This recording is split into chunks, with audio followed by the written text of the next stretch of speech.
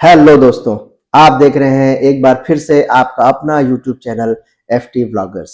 मैं आपका दोस्त और होस्ट मोहम्मद तारिक खान एक बहुत ही नए नवेले मेहमान के साथ, जो कि किसी तारीफ के मोहताज तो नहीं है, लेकिन इनके बारे में थोड़ा सा बता दूं कि ये मेरे सबसे अच्छे दोस्तों में से एक, मेरे बहुत ही करीब, दिल के काफी करीब।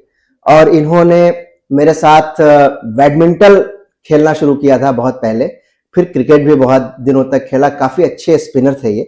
और उसके बाद फिर इन्होंने समाज सेवा करने का शुरू सोचा और पॉलिटिक्स ज्वाइन की 2010 में। और उसके बाद से इनका हर लम्हा, हर घंटा, हर दिन, हर साल सिर्फ अपने लोगों की सेवा के लिए और दुआएं बटोरने में गुजरता है। तो देर न करते हुए अपने नए मेहमान के पास चलते हैं और इनसे कुछ इनकी जिंदगी के बारे में, इनकी जिंदगी में क्या चल रहा है और अपने कॉन्स्टिट्यूंसी के लिए क्या कर रहे हैं, क्या इनकी फ्यूचर प्लानिंग है, वो सब बारे में बात करते हैं। आइए अपने मेहमान, अपने दोस्त के पास चलते हैं। खुर्शीद अहमद खान, समाजवादी पार्टी के नगर अध्यक्ष। अस्सलाम वालेकुम सर। वालेकुम अस्सलाम। सर जी, हमारे पॉडकास्ट में आकर के पहले तो ये बताइए कैसा लग रहा है आप? सबसे पहले मैं FT ब्लॉगर में आकर के जो है मुझे बहुत खुशी हो रही है कि आज आपका मैंने ब्लॉगर देखा है सऊदी वगैरह में, काफी लोग क्रिकेट से लोग जुड़े को देखा है। बहुत अच्छा लगा कि आप यहाँ की प्रतिभाओं को आप निखार रहे हैं। इसके लिए आपको दिल से पूरी टीम को मैं धन्यवाद देता हूँ, शुक्रिया अदा करता हूँ। शुक्रिया। चलिए, आपका सवाल आगे बढ़ाते हुए, आप तो अच्छे बैडमिंटन प्लेयर तो बहुत शानदार थे, मैंने देखा है आपको खेलते हुए। और उसके बाद फिर आपने क्रिकेट में भी बहुत अच्छी उपलब्धियां हासिल की हैं। फिर पॉलिटिक्स से ज्वाइन करने का चक्कर क्या था? ये मतलब ऐसा क्या सूझा कि पॉलिटिक्स ज्वाइन की जाए? और आप उसमें बहुत सक्रिय हैं और माशाल्लाह बहुत अच्छी ऊंचाइयों की तरफ पहुंच रहे हैं और उम्मीद करते हैं कि आप बहुत ऊपर जाएंगे इंशाल्लाह इंशाल्लाह। तो उसके बारे में कुछ बताइए। मैंने बैडमिंटन की शुरुआत की तो काफी अच्छा हमने बैडमिंटन भी खेला, उसमें ट्रॉफी वगैरह भी हमने जीता। और क्रिकेट में चूंकि जब हम लोग क्रिकेट की शुरुआत किए थे तो उस वक्त स्पिन वगैरह को बहुत ज्यादा लोग नहीं जानते थे, स्पिन क्या होती है। तो अगर हमारे अंदर इतना कॉन्फिडेंस था कि अगर बैट्समैन अगर बैटिंग कर रहा है और लेग स्पिन मुझको दिख रहा है, वो स्टंप दिख रहा था, तो मुझे कॉन्फिडेंस होता था और मैं अपने स्पिन से, क्योंकि उस टाइम लोग इतना एक्टिव नहीं थे कि कितना कटिंग होती है, और मेरा जो मैं लेग स्पिन करता था बहुत ज्यादा मेरी कटिंग थी। तो अगर मुझे स्टंप दिखता था तो मैं ऐसी मारता था, वो सीधे बोल जाता था। मैंने कई बार हैट्रिक मारी है, 7-7 8 विकेट तक का मेरा रिकॉर्ड रहा है। तो राजनीति जिसके वो ना जो खेल होता है वो लोगों से जुड़ा हुआ चीज है। तो जो भी स्पोर्ट्समैन होता है ना, वो पब्लिक के दिल में जगह बनाता है। तो ये शुरू से हमारा मिजाज रहा है। तो लोगों ने हमसे कहा, यार तुम्हारा इतना अच्छा मिजाज है, लोगों से क्रिकेट अच्छे खेले, तुम्हारी पहचान है, तो क्यों नहीं इसको समाज सेवा और समाज से जुड़ी हुई राजनीति में आ जाओ। तो मैंने राजनीति में कदम रखा तो काफी मुझे लोगों ने प्यार दुलार दिया। कहीं जाता हूं तो बड़ी इज्जत मिलती है। इसके लिए हमेशा मैं अपनी सम्मानित जनता का शुक्रिया अदा करता हूं कि मैं एक अच्छा पॉलिटिशियन तो बहुत अच्छा तो नहीं हूं, लेकिन अभी सीख रहा हूं। उम्मीद करता हूं कि एक दिन रोशनी जगेगी और अच्छा परिणाम आएगा इंशाल्लाह। नहीं, आप क्या हैं ये आपको नहीं पता है, आप क्या चीज है ये आपको नहीं पता, लोगों को पता है कि आप क्या चीज है। आप अपने आप को अंडरस्टिमेट मत करिए। मुझे मालूम है कि आपके अंदर क्या क्या क्वालिटीज हैं और आप कहाँ तक हैं, आपकी पहुंच कहाँ कहाँ तक है, ये हम लोगों को मालूम है, जो जनता है। तो इसी सवाल में आगे बढ़ाते हैं कि कोई किसी से इंस्पायर थे पॉलिटिक्स में आने के लिए, कि बस ऐसे दिल बना लिया, मन बना लिया कि नहीं पॉलिटिक्स में जाना है, कुछ करना है पब्लिक के लिए, या कि किसी से इंस्पायर थे? मैं हमेशा वो पॉलिटिक्स में जब नहीं था तो मैं आजम खान साहब को जो है फॉलो करता था और उनकी स्पीच वगैरह सुनता था। और नेताजी जो थे माननीय मुलायम सिंह यादव जी, वो गरीबों, पिछड़ों, दलितों, अल्पसंख्यकों, बुनकरों की आवाज बन करके हमेशा अच्छी बात करते थे। तो मैं माननीय नेताजी और माननीय आजम खान साहब को देख करके पॉलिटिक्स में आया। तो मुझे लगा कि पार्टियां तो बहुत है, लेकिन इनके साथ चलेंगे तो मतलब एक अलग रुतबा होगा। वाकई माननीय आजम साहब से भी हमारा बहुत मिलना अजीम हुआ। शख्सियत जी, अच्छी शख्सियत थी। सही बात। नेताजी से भी मिलना जी, हुआ। जी, जी। नेताजी तो इस दुनिया में नहीं है, लेकिन उनकी बागडोर हमारे उनके बेटे अखिलेश यादव जी जो है, जो राष्ट्रीय अध्यक्ष हैं, पीडीए की आवाज हैं। दलित पिछड़ा जैसे नेताजी लेकर चलते थे, जी, वैसे अखिलेश जी लेकर चल रहे हैं। और आने वाला समय एक दिन आएगा, अभी कुछ पल की खामोशी है, फिर दौर आएगा इंशाल्लाह, उम्मीद करते हैं इंशाल्लाह।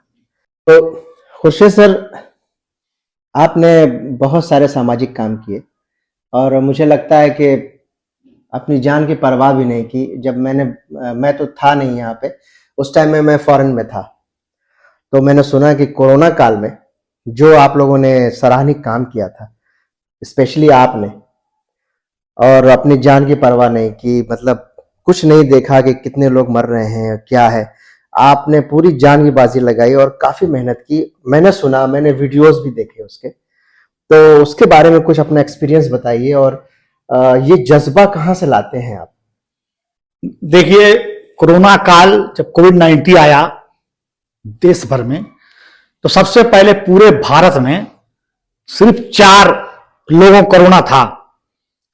तो उस टाइम हम लोगों ने पूरे घोसी इलाके में कोरोना के प्रति हम लोगों ने जागरूक किया। तो लोगों को यकीन नहीं हो रहा था कि क्या कोरोना भी कोई बीमारी है। लोग समझ नहीं रहे थे लोग। हाँ। और तरह तरह की बातें भी करते थे। लेकिन जब कोरोना आया तो मानो कि लोग मरते जाते थे, लोगों का घर साफ हो गया। और यहां तक कि हॉस्पिटल से डॉक्टर जो है कितने गायब हो रहे थे, लोग इलाज नहीं करते थे। मैं उन बहादुर डॉक्टरों को जो कोरोना काल में मेहनत किए, मैं उनको सलाम करता हूं कि हम लोग जाते थे उनके पास, बेचारे बड़ी मदद करते थे, डॉक्टर लोग देखते थे। जहां लोग साइकोलॉजिकल ज्यादा मतलब मौतें उस टाइम होती थी कोरोना काल में, मैंने देखा है। डिस्टर्ब हो गए थे कि लोग समझ में आता था कि खांसी सर्दी आ रही तो हमें कोरोना आ गया है।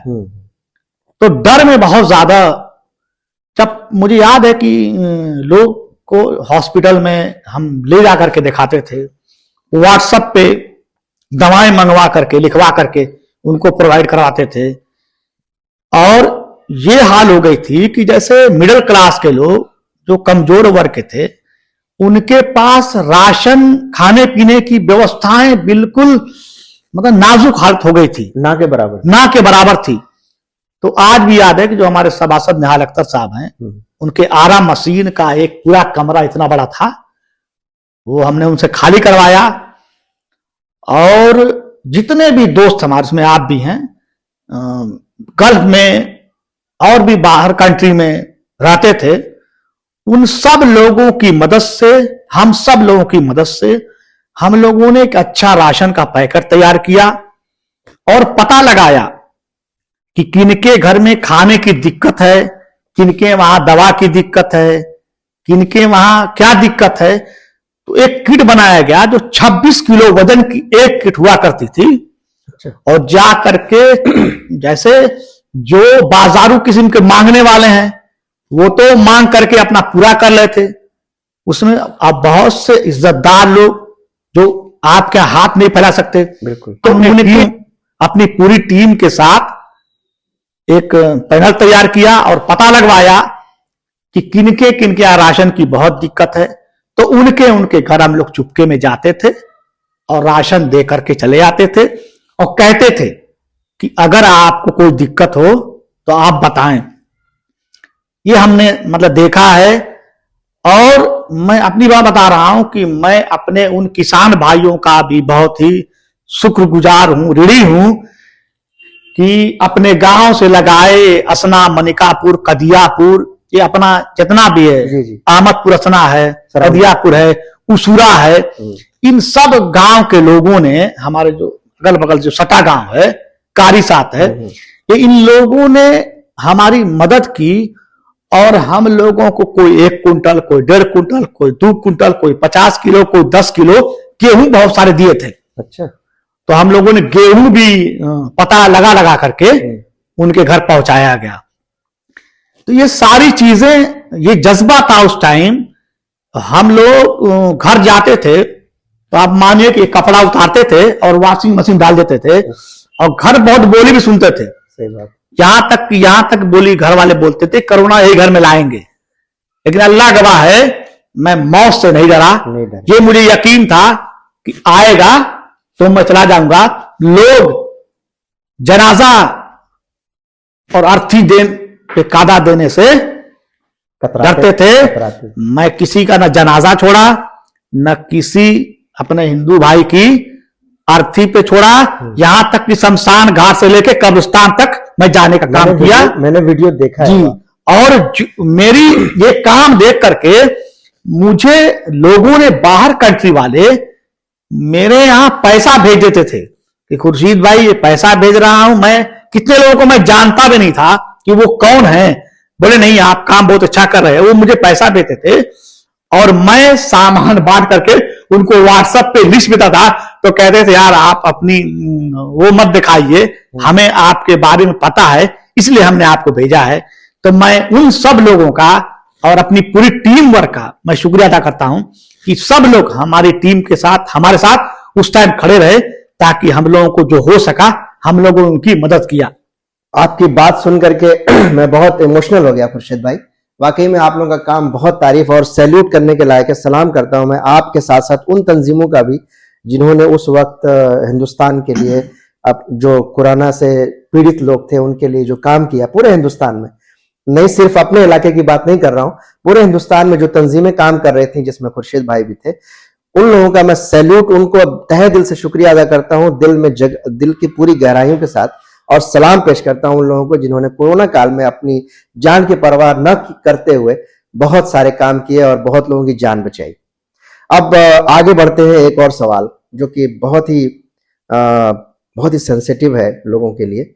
आज के दौर में लोगों के पास पैसे नहीं होते, रहने के लिए घर नहीं है और जीविका चलाने के लिए पैसे नहीं है, कोई रोजगार बहुत कम है तो बहुत थोड़ा सा है। इस दौर में भी आपने एक और बहुत अच्छा काम किया कि वृद्धा पेंशन के बारे में लोगों को जागरूक कराया, लोगों को बहुत सारा दिलवाया और आवास भी बहुत सारा अलॉट करवाया आपने अपनी मेहनत से, और सरकार को बाध्य किया कि वो ये काम करें। तो इसके बारे में थोड़ा बताइए कि वृद्धा पेंशन और आवास में आपको कितनी कठिनाइयों का सामना करना पड़ा और किस तरह से आपने ये सारा काम किया है अपने घोसी के क्षेत्र के लिए। मैंने लगभग जो है सैकड़ों लोगों को अगर मैं गिन दूंगा तो हमने घोसी टाउन में आवास दिलवाया है, जो जांच कर करके उन गरीबों के पास जिनके पास मकानात नहीं थे, जगह नहीं थी, 4 भाई हैं, दिक्कतें हो रही हैं, यहां तक कि मैंने उन घर का बंटवारा करा करके जिस भाई उसमें कमजोर था उसको मैंने आवास दिलाया और पता लगा करके हमने वृद्धा पेंशन करवा करके उनकी मदद कराया। यानी हमारा शुरू से ही एम रहा है कि हम आपके दुआ से साल में एक जो है हम शादी करवा देते हैं। माशाअल्लाह, वेरी गुड। कभी कभी उसमें नाम तो नहीं लिखते हैं लेकिन वीडियो डालते हैं, कभी नाम नहीं जिक्र करते हैं, बस उसमें वीडियो में यही होता है कि एक बेटी के लिए हमारी टीम की तरफ से मदद हुई है। अभी एक जल्दी हम 1 हफ्ता पहले हम लोगों ने किया है, पिछले साल जो है बकरीद बाद हमने एक गरीब लड़की की शादी कराया था। तो हमारा शुरू से एक मिशन रहा है कि लोगों के लिए हम कुछ करें, और मैं ही नहीं, मैं हर उस नौजवान को, हर उस आदमी को कहूंगा कि आप अपने से थोड़ा समय निकालिए और थोड़ा सा वक्त दूसरों को दीजिए, और जो आपको हो सके आप 4 कदम उनके साथ चलने का काम करें। ये शुरू से हर नौजवानों के लिए मैं अपील करता हूं। इसी कड़ी में एक और सवाल लेते हैं आपसे खुर्शीद भाई कि आपने बहुत सारी शादियां कराई, तो एक बार मैंने देखा था कि शायद आपने बल्क में शादियां कराई थी, कई सारी शादियां एक साथ कराई थी, वो मैंने वीडियो देखा था आपका, उसके बारे में एक छोटी सी ब्रीफिंग दी। वो एक सरकार की स्कीम थी जी, तो उसमें सामूहिक विवाह होता है। सामूहिक विवाह, अच्छा। तो उनमें कई नाम वगैरह जो है हमने भी जो गरीब लोगों का जी लिखवाया था, तो इत्तेफाक से वो सब लोग का नाम आ गया और वो सारी शादियां हो गई। अभी हमको लग रहा है कि मैं 1 महीना 15 दिन हुआ होगा या 1 महीना हो गया होगा। अभी वो एक सेठ हैं, वो मुस्किया जो आपका ग्राम सभा पड़ता है, जी ग्यासुद्दीन भाई को मैं बधाई देता हूं। मुझे लगता है कि 4 या 5 बच्चियों की शादी विथ जहेज सहित अच्छा उन्होंने कराया और ये वाकई उनका काबिल तारीफ का। आपसे मैं इतना कंफर्टेबल हूं इसलिए कि आप मेरे दोस्त रहे, नहीं तो मैं एक पॉलिटिशियन से जब बात करता हूं तो थोड़ा सा सहमा सा रहता हूं, लेकिन आपसे इसलिए मैं कंफर्टेबल हूं कि आप बचपन से मेरे साथ रहे हैं, तो मुझे डर बिल्कुल नहीं लग रहा है आपसे और काफी मजा आ रहा है बात करके। और मुझे तो लगता है कि आपसे पूरी रात बात कर सकता हूं मैं, है ना जी। तो आपसे एक सवाल ये करना चाहता हूं कि अभी उपचुनाव होने वाला है, हमारे बहुत ही हरदिल अजीज, हमारे बहुत बड़े नेता, हम बचपन से जिनके साथ चले, उनके साथ रहे, सुधाकर सिंह जी का देहांत होने के बाद वो सीट खाली हो गई, तो उनके जो लड़के हैं सुजीत भाई, वो इलेक्शन लड़ने वाले हैं ऐसा पता चला है और टिकट भी शायद मिला है उनको, जहां तक मेरी नॉलेज का सवाल है। तो आपको क्या लगता है कि इस जो उपचुनाव होने वाला है इसके बारे में थोड़ा सा बताइए कि सुजीत भैया की पोजीशन कैसी है और आपको क्या लगता है कि ये किस तरह के लीडर हैं और फ्यूचर में इनका फ्यूचर कैसा है सुजीत भैया का, बिल्कुल सिमिलरिटी टू सुधाकर सिंह, स्वर्गीय सुधाकर सिंह जी, या कि थोड़ा सा उनसे भी ऊपर जा सकते हैं? वाकई जो सुजीत सिंह है वो वेल क्वालिफाइड है और आपको मैं बता दूं कि वो लड़का नौजवान जो है डॉक्टरेट की डिग्री अभी हासिल किया 1 साल पहले, पीएचडी है, वो पढ़ा लिखा नौजवान है। और माननीय जब हमारे दिवंगत श्री सुधाकर सिंह जी का जब देहांत हुआ तो शिवपाल जी आए थे और जो उनका काम होता है तेरही बोलते हैं, उसमें माननीय राष्ट्रीय अखिलेश यादव जी भी आए थे, हम लोग से मुलाकात भी हुई थी। तो उसी दिन ये तय हो गया था कि घोसी का जो उपचुनाव है वो एक स्लोगन चला था कि सुजीत ही सुधाकर है। आपने देखा होगा फेसबुक या चैनल पे या ऐसे भी। तो सुधाकर सिंह के जो लड़के हैं सुजीत सिंह, वो बहुत ही बोल्ड होनहार लड़का है और ये आप मान के चलिए कि जीत उसकी तय है और बहुत ही टॉप क्लास का सहनशील नौजवान है जो विधायक बनेगा और जब सदन में आवाज उठाएगा तो जान जाइए कि बोलचाल में तो वो विधायक जी से भी आगे, अच्छा, उसका बहुत टैलेंट है।